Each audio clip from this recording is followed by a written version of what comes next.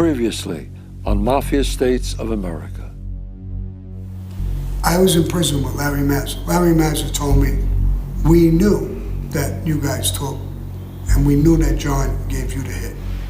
It would have been a massive shootout if you would have came in on this hit. But I was taken off of it. When I got out of the car, Jimmy grabbed my arm, and he said, I'm gonna tell you something, you're not gonna like it. And I said, what?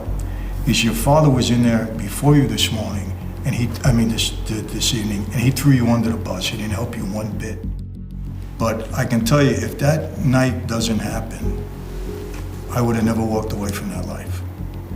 Not for my wife or whatever, I would have never done it. That was your tipping point? That was my tipping point.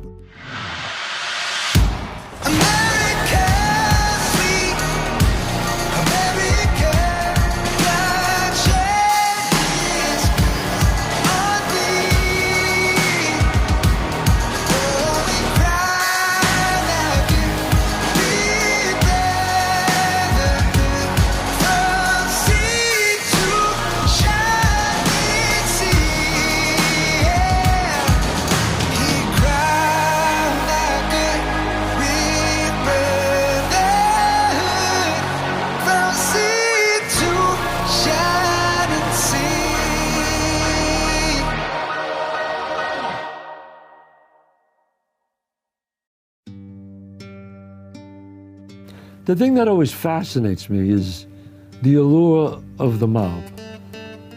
Why these young hoods want to be in the mafia. How it's this big deal to be made. People in the mob, they're kind of like in that gray area, you know, kind of a paradox. They could be very funny and kissing their kids and going to church on Sunday. And then on Monday, they whack somebody. And that's what makes them so unique. That's why the world is fascinated with this kind of lifestyle. But in the end, I never met anyone in the mob who didn't end up dead or in jail. Why would you want to do it? It's like putting a target on your back.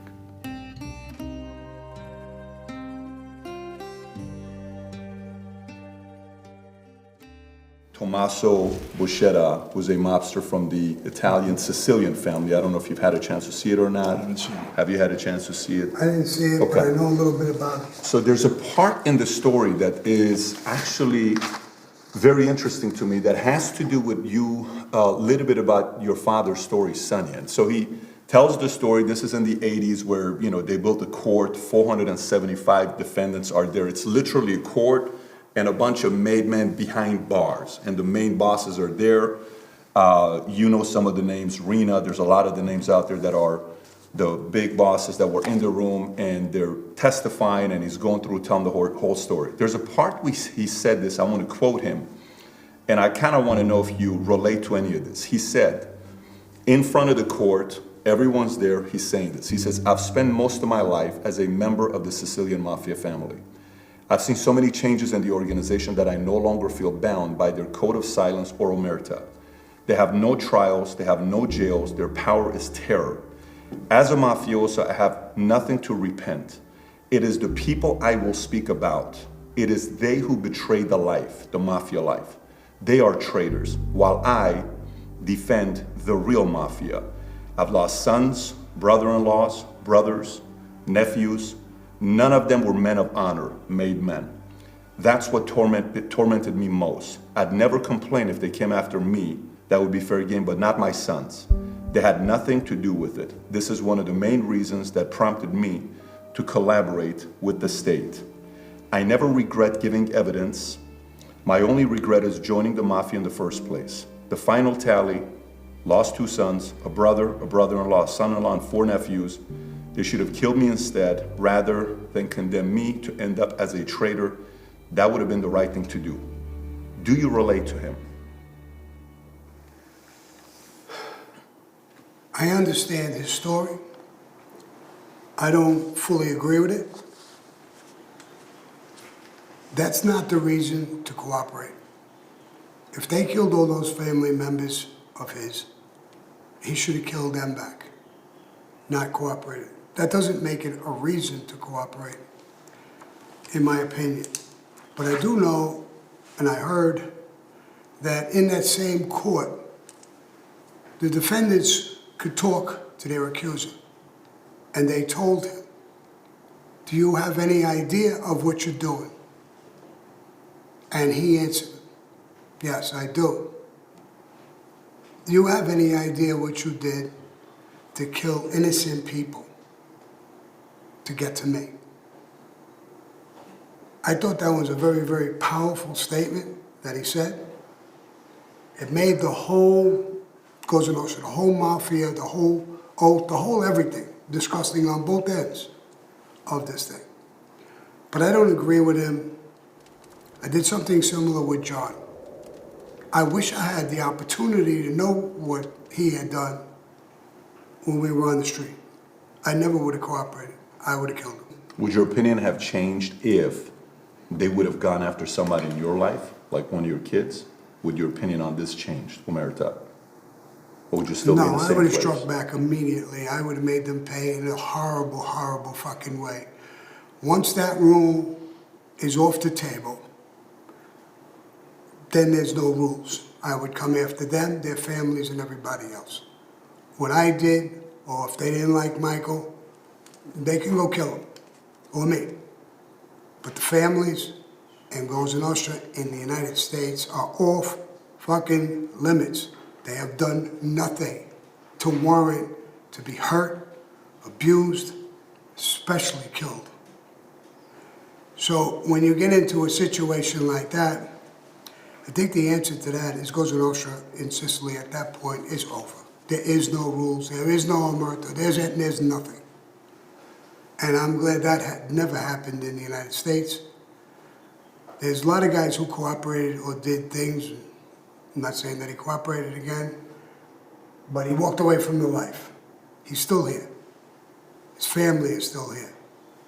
And like I said the other day, he's got a beautiful family. I can't imagine somebody wanting to kill his family because he walked away from the life. Whatever he did in return, Cosa Nostra is over. There is no omerta, there's no nothing. That's my opinion. So your opinion wouldn't have changed if anything happened to you directly, kind of like it did to you. Michael, how about yourself? When you hear him say what he's saying, and obviously it's a lot more, you feel it when he's reading it to the court rather than me reading it to you. Do you relate to anything he's saying? Well, I have to agree with Sammy on that. I mean, look, I consider myself a legitimate person right now, but if somebody were to go after my family, I'm Cosa Nostra again. I wouldn't get satisfaction of them going to prison. I would want to kill them myself, not their families. Even today? Even today. Somebody would attack my family because of something I did, I would want to kill them. I mean, there's no justice in sending them to jail. I can't think legitimately that way when they're coming after my loved ones. Just couldn't accept it. I agree with that 100%. You don't even have to be Cosa Nostra. Yeah. A legitimate man, you go after somebody's family, I can't see them seeing loved ones in a really serious, ugly way that there's no reason for it. Why anybody, a legitimate man, an ex-cop, an ex-soldier, an ex-anybody, wouldn't go back and why to kill them. I was interviewed by a woman when I was in prison. She was a psychologist or something. And she told me I can't kill in my interview with her. And I said, okay, do you have a daughter or a son or kids? I'm not supposed to answer those questions, but I will answer. I got a daughter. Supposing somebody raped your little 5, 6-year-old daughter and raped her and brutally killed her, and they caught him. They put him in prison, they were gonna give him an electric chair, but there's nobody there to press the button. What would you do? Oh, I would press the button. So then you can kill, under the right conditions. I think all these soldiers are 18, 19 years old and they're recruited into military. It shows that everyone can kill under the right conditions. So. And actually, too, the night I got straightened out, I got made, I was told nobody will ever bother your mother, your sister, your daughter. Nobody, as long as you're part of this life, nobody will ever bother you. And as far as I'm concerned, if somebody attacked my family when I did, that's the violation of omerta. That never That's part happened of to the you? oath. They Never happened. Okay, so to you, they didn't do to you what they did to Tommaso? No. Okay. No. do you think your father experienced somewhat of what he experienced as a made man? No. He My did father, not? no, he didn't experience that. I mean, nobody ever came after our family members. Got it. Look, I'll tell you right now, I would have never walked away. I have two daughters and a son in New York. And my son is, you know, used to hang out in clubs and everywhere else. And the only thing I ever told him, I said, look, you may get some brushback because of me walking away. I said, I don't want you getting any arguments with anybody. I said, be prepared for that. But I never, ever worried about anybody hurting him because of me. I think that was one code in our life that was kept and that was honorable.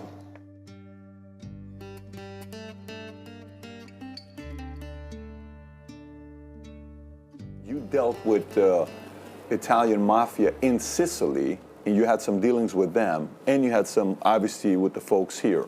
What did you know, based on your investigation, on who was more powerful? The American Italian mafia or the Sicilian Italian mafia? Well, in Sicily, at the time, the mafia ran Sicily. They controlled the streets. They were more powerful in the sense that they had more control.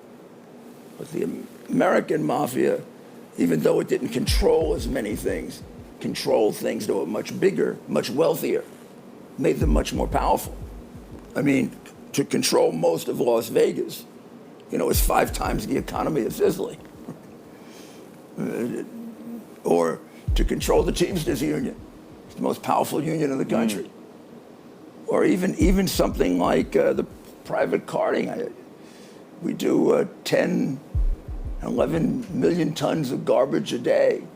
And the commercial part is much more expensive than the residential part because it includes all the health waste and the waste that has to be dealt with very, very carefully, even back then. So that's a very profitable business. I mean, they were the garment business. I mean, they were into things where they made a lot more money than the Sicilian mafia. But if you're talking about like controlling the society, also they had a lot more acceptance of the people with the Sicilian mafia until the end, when the people turned on them. I think killing the judges really hurt them a lot because they were both judges were very, very, very respected men. And the way they killed them was just savage. And I think it turned. And then the Italian government made the decision to wipe them out, largely because they wanted to be in the EU. The Italian government was told, if you don't get rid of them, we're not going to deal with you as a mature country. I mean, you can't have organized crime running a big part of your country and expect to deal with us in the EU. You got to take care of that, and they did. They took care of it in Sicily. Now the strange thing is, organized crime has reemerged in Calabria and Naples. The mafia there in Sicily is pretty much under control. Different is the Italian mafia, I'm talking Sicily, the one you read about, versus the Italian mafia in the States. I'm talking in the 80s, during that era. From what I know, very different. Look, we were told straight out, and I'm sure Sammy had the same experience, you don't ever go after anybody's family, you don't go after law enforcement, you don't go after politicians. That's it, hands off. In Italy, I mean, they go after everybody. They've killed judges and politicians and law enforcement and families. It's a whole different thing. I mean, I was taught that Cosa Nostra here in the United States is different than that in Italy. We don't share our secrets with them. There's similar organizations. You in the U.S. don't share your secrets with the ones in Sicily? No. We respected them. We treated them properly, obviously. We gave them courtesy when they came over here. But I was told you don't share our secrets with them. They're different organizations. Are you lineage reporting to them or no? It's silos, meaning it's two separate organizations. That's how I saw it, and that's how I was That's told. definitely the way it is. It's separate. Okay. They have their rules and regulations. They're in Italy. They're not in the United States. The United States are made members in the United States. We're a different organization. We're Cosa Nostra, but we have different things. I was in a sit-down with John Gotti, myself, and the boss of the Cavalcanti family, where he said, they have beautiful rules where they could kill the family or they could do certain things. The answer was, well, they have beautiful rules. They could deal drugs. Heroin, back and forth to the United States, beautiful rule. They could be pimps. That's okay. But if they shylock one another, that's dishonorable. So they have a lot of weird thinking that we don't approve of here. Now, when you come here, just like you said, we respect them. We know they're made from Italy. We all know our boss, Italian guys, may be related to some of these people. But unless they're made, their finger is pricked, and they burn that saint in their hand in this country, they're not a friend of ours, meaning a made member. Period. Right. Got it. Well, so did you fear them? Did they fear you? Or was it pure mutual respect? Did you look down at each other at all? Or was it... I don't think the United States Mafia feared anybody. Do you agree with that? Yes, 100%. Did they fear you? Yes. The Italian Sicilian Mafia feared the U.S. Italian... In the United States? In the United yes. Why is that? This was our town, it was our country, it was our There's all ways. these families in this country, there's thousands of us, and you come here with 10, 15 people, we're supposed to fear you? Now, if we went to Sicily, the roles of, I would be, oh my God, I'm in a, you know. Oh, that's not what I'm talking. I'm not talking about if they come to you, you're in your town. If you go to them, they're in power. I'm talking about just as two organizations. Did they say, hey, don't cross them? Like, was their level of fear more from them to you or you to them? We didn't fear them. You didn't fear them? No. No, Okay. no fear whatsoever. I did a video in my podcast. I had a problem with the Italians from Italy. I called them the greaseballs on 18th Avenue. And I wasn't even a made member, but I had permission to open my club. They broke my windows. My Gumbada Alley boy found out. A friend of his cousins knew them, and it was them. And when I went in, he had guys in there and everything, and they took me down the basement. My Gumbada had a gun, so did I. And the guy told him, I asked him, did you know who broke my windows?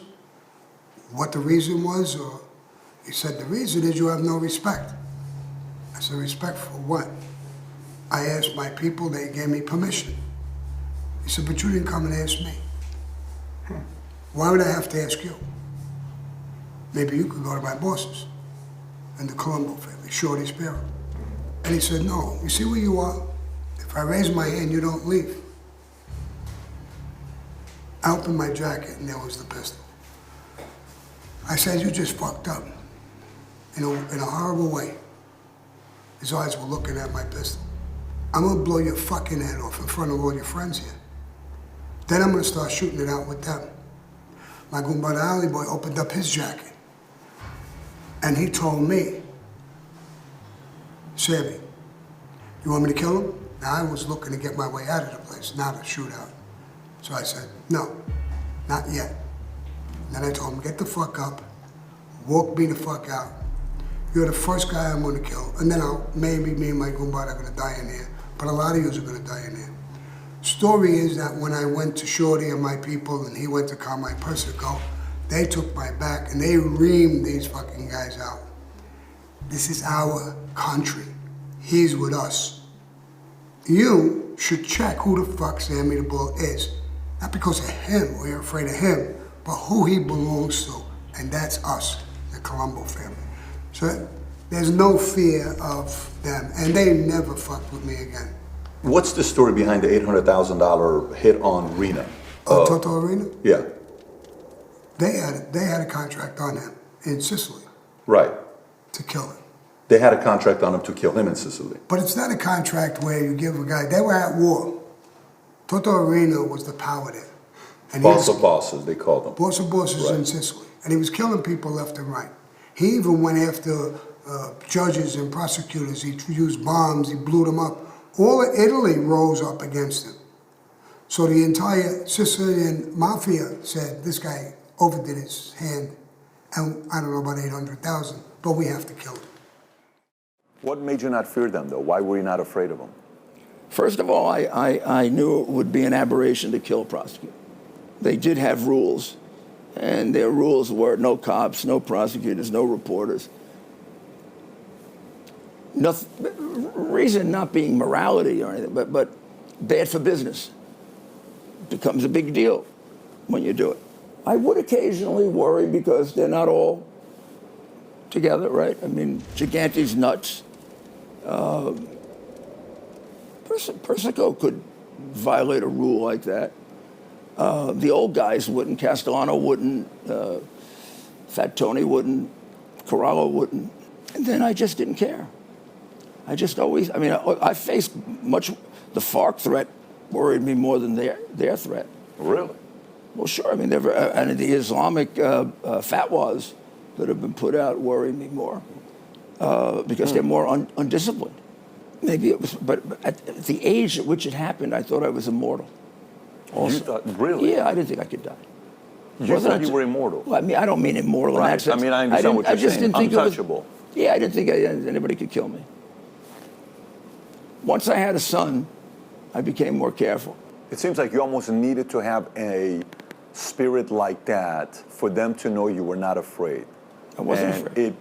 If anybody else could have done it, they would have already done it. It required somebody like you to match them to say, you know what? This guy's coming with law and order. We may bring fear. He brings law and order. Law and order is kind of going to win. And eventually it prevailed. Yeah.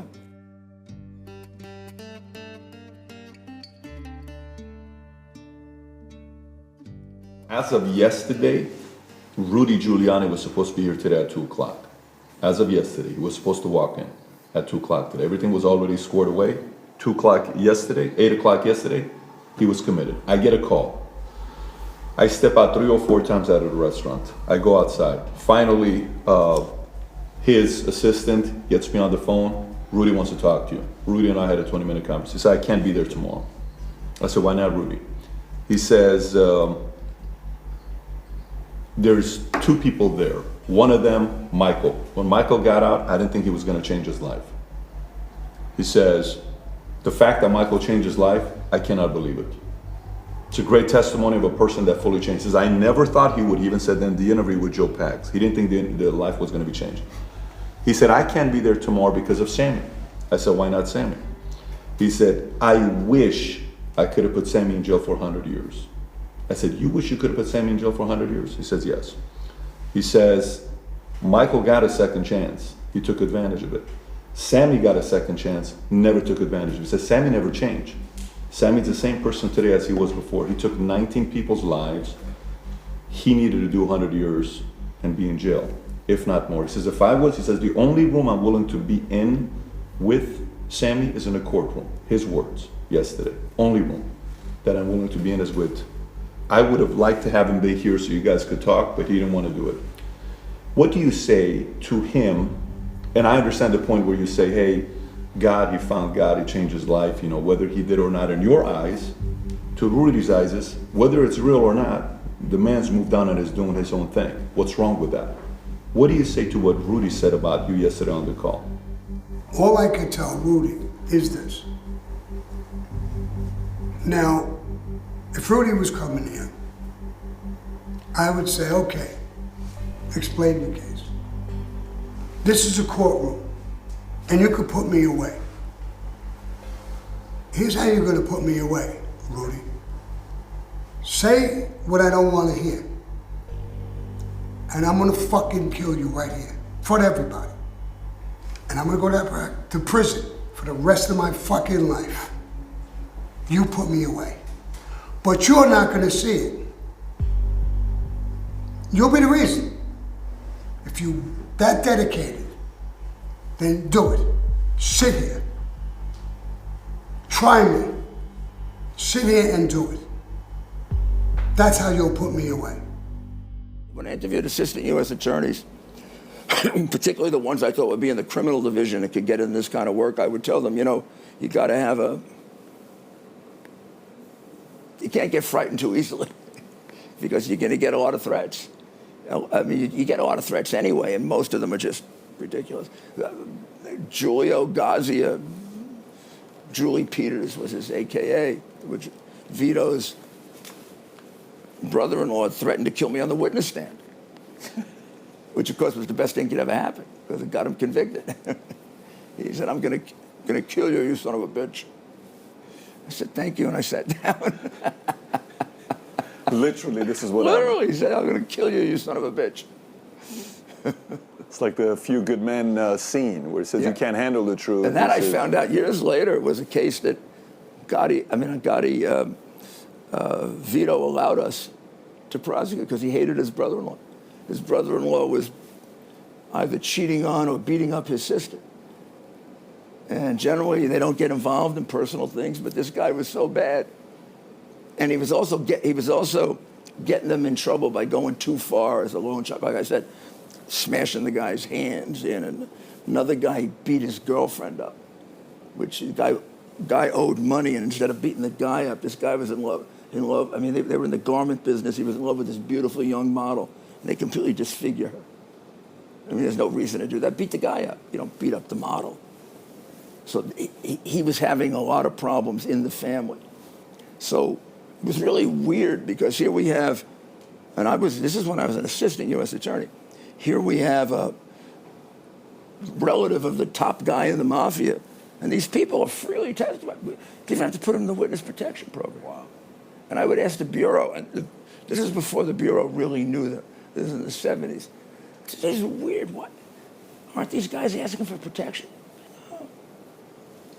And there was a rumor then, I think Vito wants him prosecuted. Well, he got prosecuted, he went to jail. And then years later, when I did the entire investigation, they told me the whole story. That Vito, because he was in the family, Vito didn't want to whack him, but he figured there are 5, 6 witnesses out there, loan shark victims, and they got visited and told to be perfectly fine if you go testify against them. We'll take care of you. It's a strange group. When you can carry fucking things around, vendettas towards people, and it's not just me. He does that with everything and everybody. He goes after fucking people all the time. Now, he's not going after people with a gun, but he's going after people to put them away for life. Criminals. Criminals, anybody. He's fucking fighting now for Trump. He's not fighting criminals, he's fighting people in the Democratic Party. He's trying to make up things. He ran to Russia to go get things, to put people in prison. That's what he does. He didn't go with a gun. Sammy, I got to disagree with you there. You want to stick up for the Democratic Party right now? I'm not sticking up for the Democratic Party. I'm saying what this guy does. I don't care about any party right now. I do. Maybe down the road we'll talk about parties. I do care about parties and things going on, like I did with Governor Cuomo when we talked. But him, don't go after people with your fucking mouth and a pencil and destroy people's lives. That's his job, though. That's not his job. It was his job when he was a prosecutor. It's not his fucking job now. He's still doing that thing and making statements like that. I'm not. And I don't give a fuck what his job is. My job was to be in the mafia and do what I did. You could say the same thing, Patrick. Yeah, You could say that was Sammy's job. Sure. Yeah, but you can respect his job that when he was there, he was able to clean the streets with a lot of people I that feared. respect Frank and Maddie, George Gabriel, people in the FBI. I still talk to them. I'm friends with them. They don't carry fucking vendettas around for people. What I did helped the government in a tremendous way. They feel that everything that went on, and I changed my life. I got a parole officer who was very, very good with me. Very good. I believe Sammy's changed his life now, but I want to get back to when we were involved in that life, Sammy. We're not normal. We're not normal. Normal people don't do what we did. Cosa Nostra is not a normal lifestyle in any way. No, of course it's not normal. Okay, so that was my Of course point. it's not normal. We weren't normal. Listen, it's the whole world, for that matter, is really not that normal. There's governors, there's senators, there's congressmen. We're not. Well, you can't pick a group. We're talking. That's what Joe Colombo fought for. You can't point a group and say, this is not normal. Sammy, we were criminals, Sammy. So a lot of people did things. We were criminal. I'm putting myself in the same category. We were criminals. We took an oath to commit crime on a daily basis if I we didn't had take to. an oath to commit crime. You know what I'm saying, Cam. Yeah. You know But what I'm saying. I didn't take an oath to We didn't obey the law. We didn't give a damn about the law. No. The No. law didn't, it wasn't our law. We did what Well, we there's a wanted to lot do. of laws That's I not don't normal. give a damn about right now. But that's not normal, Sammy. You don't take an oath. Then maybe I'm not normal. No, I'm not. I wasn't either. I don't believe that they take laws and rules and regulations and a My scumbag father- like this guy goes around in his high horse and you don't want to But sit all with the people. guys that you mentioned, Gotti, Persico, we're not normal, Sammy. You got to come to that conclusion. You're in that life. And again, I'm not saying you. Normal is a in that word. I life. don't know what normal means to you. I think I'm very, very normal. I We're not love normal, people. I love people. Sammy, I care about Sammy, people. when we kill I talk people- to people. when we maybe kill you're not people- normal. Maybe you don't love. Maybe you don't feel Sammy, feelings. I got 7 children and grandchildren and a wife that I've been That's married to for banging. That's not 37. love. That's banging? Yeah, you got. Don't tell me how many kids you got. I I'm not love my interested. children. That's a whole other story. I love my grandchildren. Of course. I love my wife. So that's normal. That's normal. You're not abnormal. No, you're not listening. I said when we were part of that life, we're not normal. You don't kill people in a normal. You go to. They teach police to kill criminals. They teach young kids to go into the service to kill the enemy. Teaching cops That's to normal. kill criminals. That's a normal to you. That's normal. In society, it's normal. It's law and order. You have laws, and you got to enforce the laws. So that's normal. I'm not saying I when would a be kid part is of running it, but away, it's normal. when a kid is running away, and you shoot him fucking 14 times, what is that? Sammy, I'm not. That's normal? Don't take an interview. No, but if somebody's coming in to rob your house with a gun and a cop shoots him, that's No, normal. no. That's I'm not. talking about you a can- kid running away. There's been 100 of them. There's riots every fucking day about people. I'm That's not I'm normal.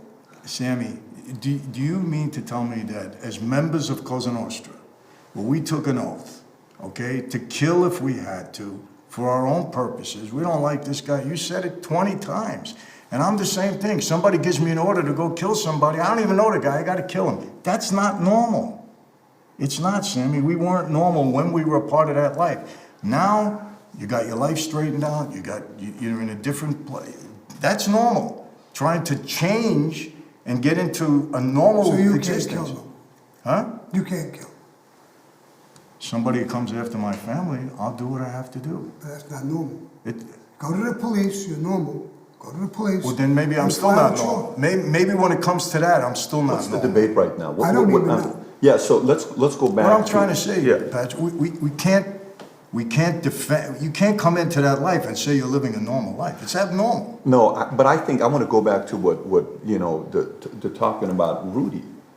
Sammy, you know, as somebody whose job was, I mean, you look at what we have right now in New York, COVID hits, every country in the world, crime goes down.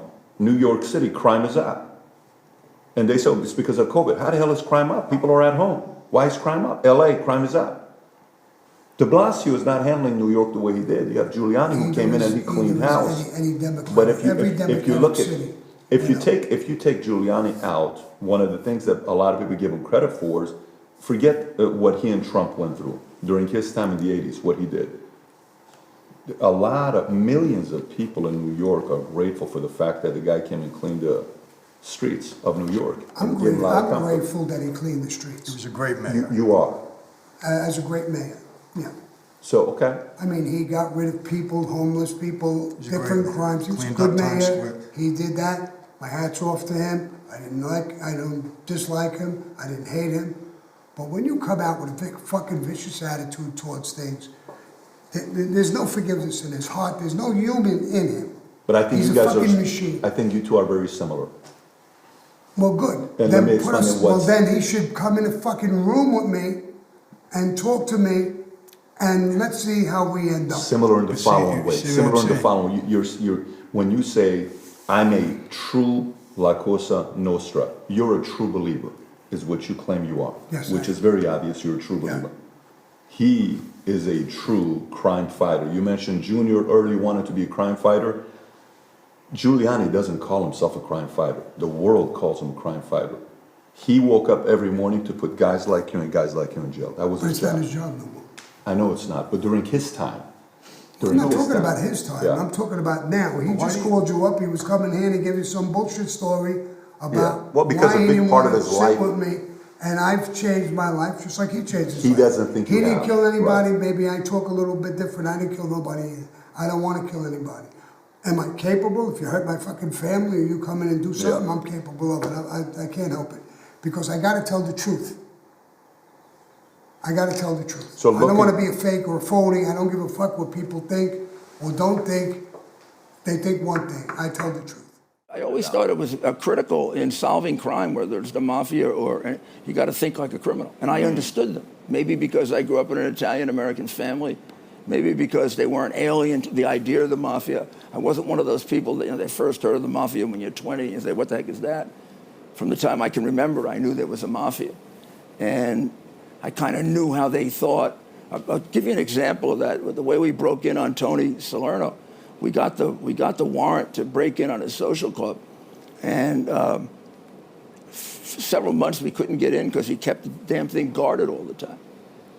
We couldn't get in. There was no way he kept it guarded 24 hours a day. And we get down to now the holidays. And I go see the judge. It was Judge Owen. And the judge said, I can't continue this another month.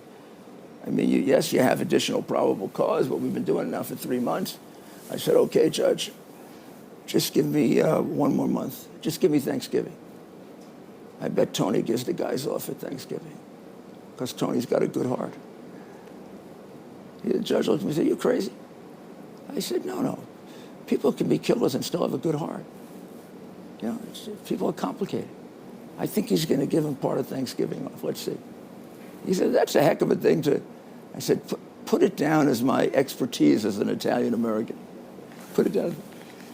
So, man, we get to Thanksgiving week. The night before Thanksgiving, when they blow up the balloons, I'm out with my kids, blow up the balloons. The FBI calls me at midnight. Guys are still there. Thanksgiving Day, I go out to my cousin's house for our usual Thanksgiving thing. I get 3 calls. The FBI is now really, the guys are still there on Thanksgiving Day. And then the boss calls me and says, well, if you didn't let them go off for Thanksgiving Day, he's not going to let them off. I said, come on, we still have a weekend. Lo and behold, Friday night they're gone. Saturday night they're gone. Sunday night they're gone. We got 3 days, and we own Tony's Social Club. And we make it into a studio.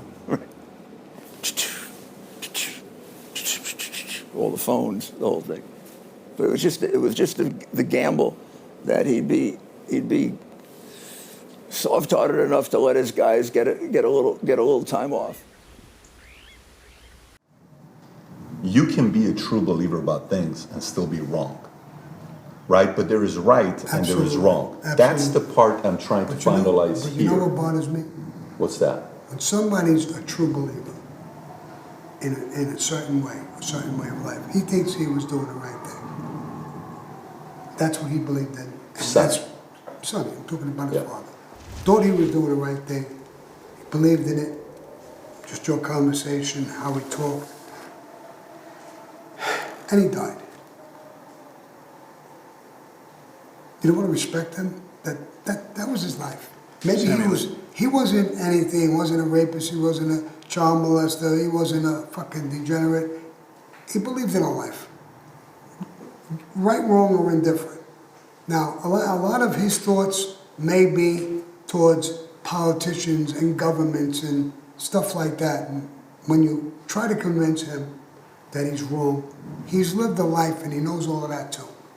So yeah, it's like saying you committed tax evasion, right? And we're gonna put you down because you're no good.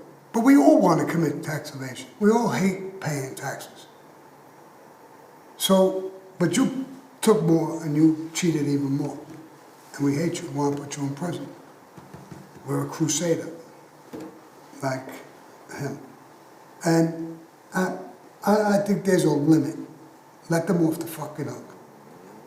Now, they may have done wrong things, but we pick right to the point of the bad things. What's the good things he did in life? I don't know him personally. I know a lot of made guys, they take a bullet for you. They'd help your family in a hot minute.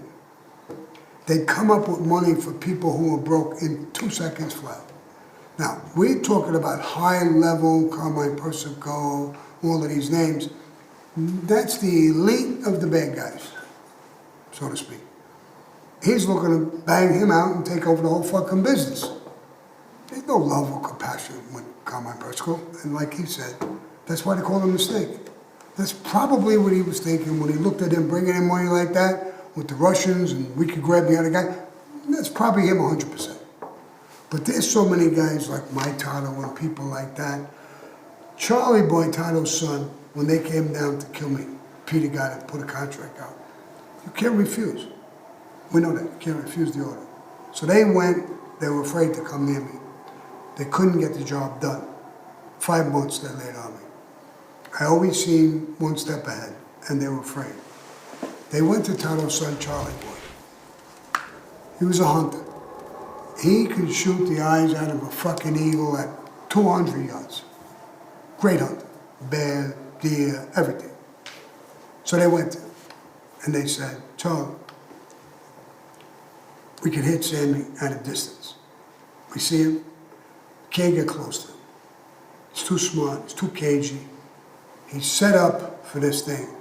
At the first time I knew they were gonna come, so I was always ready. And they sensed that. So they wanted somebody who could kill me from a distance. Peter Gotti called him in. Boss, new boss. Huck. He told him, go and fuck yourself. Now, to me, he just risked his life. He knew the relationship I had with his father. And I had one with him even before I knew his father. We grew up as kids. He wouldn't do it. There's a lot of situations where there's good. And I can't stand when we say the mafia, like you say. I agree with you. Some of these acts are insane acts, crazy acts, whatever. But these people, I don't think they're totally abnormal. I think they live, a lot of them live normal fucking lives. They live 2 lives. But they Three broke the lives. law. But they broke the law. They broke the law. See, man, let me tell you this. They broke the law. You could make all the explanation you want. My father would not listen to you, would not talk to you, would not give you this much after what you did. And if he knew I was sitting here, I don't know what he would want to do with me. He would be so angry. Now, Why? because as far You're as saying he's like me. as far as my father's concerned, you a rat. You Oh, violated when you the oath. You cooperated. did this. Yeah. When you cooperated. Yes. Yeah. Now, I don't feel that way. I see who you are. I happen to love your son, Gerard. Gerard and I talk a lot. I like him a lot. He's a good person. And you have something to do with that, I'm sure. I mean it. I mean, he cares about you. My father would not give you the time of day, and we'd probably put a bullet in your head if he saw you. That's not normal. Don't make me mad at him. No. I understand where he's coming from. It doesn't make me mad at him. But it's not normal. Maybe it's not normal for him, and maybe it's double not normal for me not to care. That's what he's trained to do. But at 103, he wouldn't even listen to I you. don't know if he would do that at 103. I'm Maybe telling when he you. was young. Well, I don't know if he would stand a chance against me. No, I don't mean that. I mean, I don't But, mean that. I'm not telling you you're going to go to fight. No, I'm not talking about fighting. fighting. I'm definitely not talking about fighting. No. But all I'm saying, because I know, because he discussed you with me. Yeah. Because once you cooperate, but before I cooperated, he would agree with everything with me. Me and him would probably hit it off 100%. And I would have respect for him for what he did by not cooperating and some of the things he did in the life. And maybe he would understand me and respect me for some of the things I did in our life. But we wouldn't put each other down. When you cooperate and you break the fucking rules and you went out, yeah, I agree with you, he'd probably feel that way. But a lot of guys don't. A lot of guys don't, till today. They don't. Okay, so And I hate to take away and knock, like a Giuliani could just come with a paintbrush and just knock down everybody. Well, you see, and it's the want to same put thing. everybody away. He's you- a psychopath too. You just said that, you see, you just said that was my father's training. This is how he grew up. This is what he knows. Well, it's Yeah. Giuliani, the same thing. That's the training. That's what he knows. Well, if you say You your know. father is not a psychopath, but He's all fucked up with that training. So is he. So is he. That he can't come here with Patrick, me and you, more me than you, and sit down and give an answer. All I want to see him is in a court so I can put him in prison for 100 fucking years. Then what? Then what do? I wish he would've came. Go home and jerk off? Does that get you off? No, I think that's what he really believes. No, Listen, no. I've had. That's what your father really believes. Okay, but it's wrong. Well, then it's wrong for him. You can't make him right. I did. Whom gave him right? He's I giving didn't. him I right. said I wish he was here. Say law and order. Yeah, If it's fuck law and order. But you said you respect there's- law and order. though. I respect law and order. Cops go out and they save people and they do certain things. They stop crime. Not somebody who's obsessed. Not that guy who got this black kid and put his knee on his fucking neck. The guy is screaming, "I can't breathe." That's fucking wrong. Fuck law and order and fuck this cop. I don't think he would agree with that, though. Who? I don't think Rudy would say put 8 minutes and 46 seconds. No, but when you're saying, don't make excuses for this is law and order. So we have. No, in this part, so we're going specific, you're going general. I'm as specific as I can with Rudy. I'm specific to Rudy. I'm not general to everybody. Right. So I'm saying that his I think he obsession. should have came. I think he should have came. What's the harm of sitting down and talking? Maybe he would have seen something different with you. He should have came. I agree with you. I don't think he should have. You should have came. Yeah, I believe he should have came. I wish he would have come, because we both have things to say to him, and maybe he sees you from a distance. He knows Sammy, the guy that killed 19 guys and was a mafia guy all his life. That's what is in his head. He doesn't see Sammy like this. I wish he would have came. Well, I don't know what would have happened, to tell you the truth. Because his obsession with things, and maybe he would have been a lot calmer in front of me. Maybe. I don't know. But his obsession with these things, beyond me, it's law and order. But he's hurting our fucking people, he's hurting friends, he's hurting good people all across the board. No, I'm asking because I don't know He's how. going after everybody and his mother with an obsession. Who? I don't know, whoever he goes after. But he's He not- wants to see me in court. Well, he don't even know me. He just said, I don't think that's what he's doing right now. His Maybe challenge it's was, just in he response. doesn't think you're a changed man. He thinks Michael's a changed man. He doesn't think you're a changed man. Meaning, So Sammy when is they the come and same. check it out.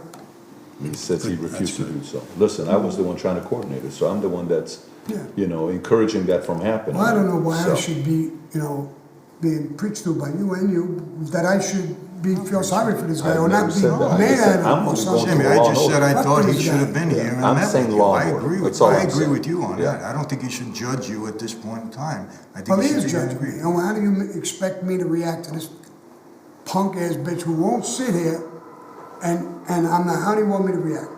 Oh yes, you know what? I agree. It's law and order. He's right. I'm wrong. Fuck him. And right and wrong. Because if that's his opinion, if he's obsessed, and he's not open-minded enough to do something and sit down and see if I'm a turned man, or Michael's he already thinks he's a turned man. But see, check it out. Are you afraid of it? No. Or you think I'm a turned man, or you think I'm just a fucking complete psycho? Don't answer that, though. I think, life has You really put him gotten on the you- spot. Life has Patrick, really take gotten- it easy, Patrick. No, I'm really thinking about giving an educated. Think about that. Coming up on Mafia States of America. Which rackets would be the best ones for you to get into and make money today? I'd be investigating the gas business again. What I would do right now, I think, is give out loans, small loans to Payday people. loans. Shylock loans, yes. More or less, not Shylock, but because today in society, most people are broke. We used to sit around in our social clubs and come up with all of these ideas. We're going to attack this industry. We're going to go after that business. It didn't happen that way normally, not in my experience. A lot of times, a guy in that industry would come to me I mean, that's how I got in the gas business. I didn't all of a sudden the light went off and I said, hey, I'm gonna steal tax money. Guy comes to me, he's got an idea for a scam. He wants me to help him, maybe finance him, protect him. There's some guys trying to shake him down. And they come to you because they believe you're gonna protect them, you got money, you can help them, you can, blow this up. They're the ones with the ideas that wanna do something within their company or within their industry.